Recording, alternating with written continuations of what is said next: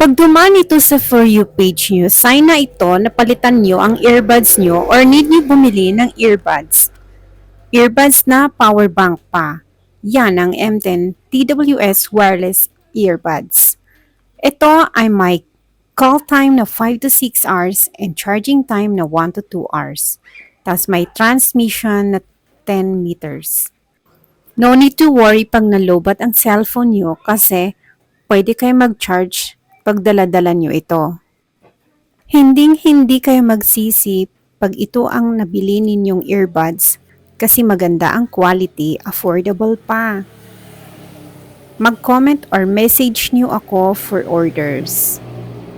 Ilalagay ko rin dyan sa description box yung link para makapag-order kayo at para makabili kayo doon sa aking TikTok shop.